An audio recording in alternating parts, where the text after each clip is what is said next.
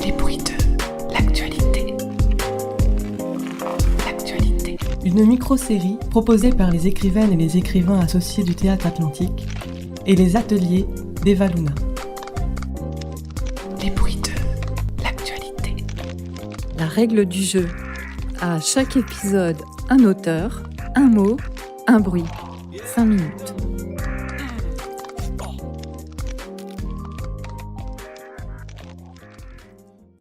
Deuxième épisode. Mots. Écriture inclusive. Bruit loup. L'écriture inclusive vise à sortir la domination du masculin de la grammaire française et vient encore de susciter de grands débats sans être adoptée. C'est vrai, les règles de l'écriture inclusive semblent ajouter de la complication à l'existant. Et puis changer les manuels scolaires, quelle corvée! C'est pourtant un progrès, dans un monde si brutal, de lutter contre le patriarcat via la grammaire. Et que je te colle un point P-O-I-N-T dans la figure. La grande classe. Dans le cadre de la lutte grammaticale contre la domination, pourquoi ne pas supprimer aussi le possessif et l'impératif ? L'homme est une louve pour l'homme, de Cécile Tiercelin.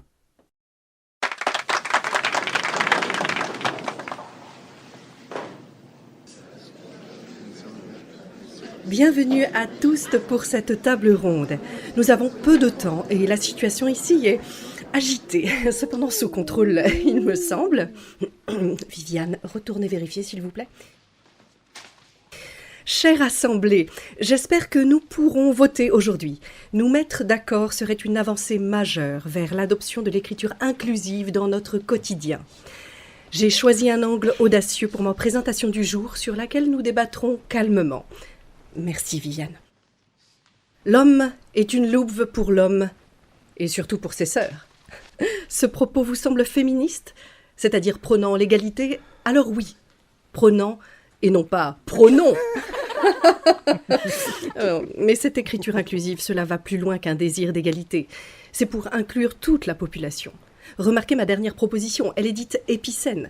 Après tout, le masculin désigne bien un genre et notre langue n'emploie pas de neutre.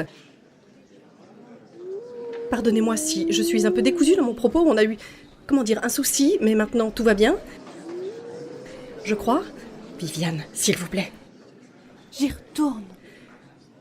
La domination du masculin est partout dans nos quotidiens, dans nos décisions, dans nos choix qu'on croit conscients. Partout, y compris dans la grammaire. Ça peut vous sembler futile ou délétère. Votre point de vue aujourd'hui m'importe bien entendu, mais d'ici quelques minutes. Voilà qu'il gratte à la porte maintenant. Chère Assemblée, je tiens juste à vous rappeler quelques faits, quelques bribes d'histoire qui pourraient faire sens pour vous et nourrir votre réflexion. Si on évoquait la loi salique, un code civil et pénal définissant entre autres les règles de succession au trône de France, empêchant notamment l'accès des femmes au pouvoir. Je reformule, pouvoir ne pouvant être transmis qu'aux hommes. Quand on réalise, cela date de 350 ? Près de 2 millénaires, cela signifie qu'on a vécu des siècles en s'appuyant sur ces lois, qu'elles sont donc parfaitement intégrées dans nos inconscients. Le masculin prédomine, le féminin n'a droit à rien, ne possède rien, elle-même est possédée par le masculin. Viviane, s'il vous plaît.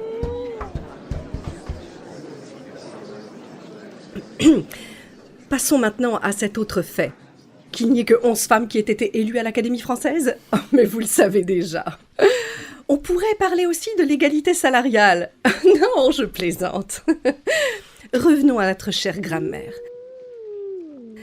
Dois-je vous rappeler pourquoi le masculin l'emporte sur le féminin dans la langue française ? Parce qu'on a considéré qu'il s'agissait du genre le plus noble.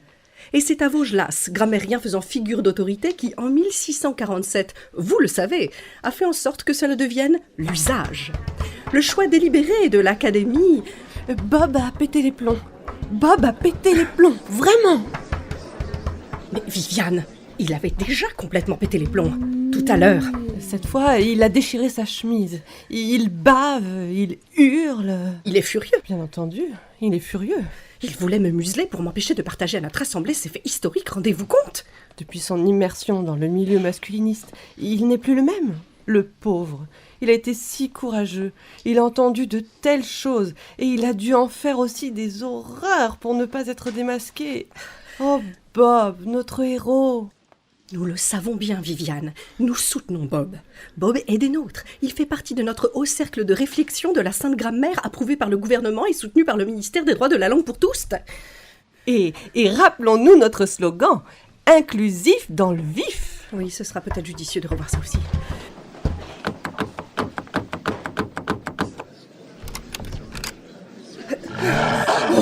Oh, restez calme. Ne bougez pas, ne bougez pas. Bob, avec tout le respect que je vous dois, vous avez chaviré. Espèce de sorcière, je vous tiens. Oh, je suis le loup. On dira toujours les loups.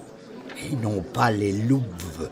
Parce que c'est moche et que ça déshonore notre lignée sauvage. Je vous entends, Bob.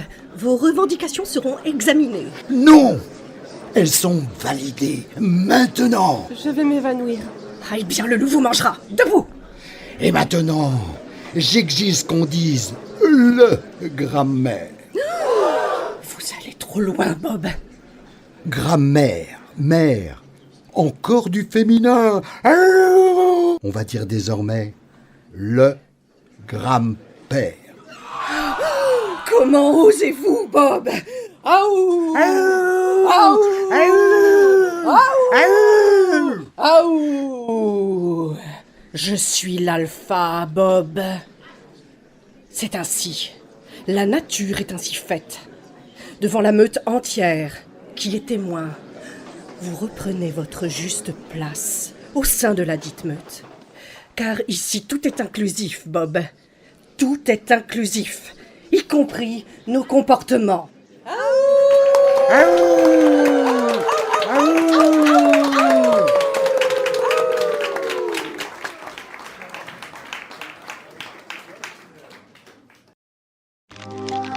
Le bruit en dit long.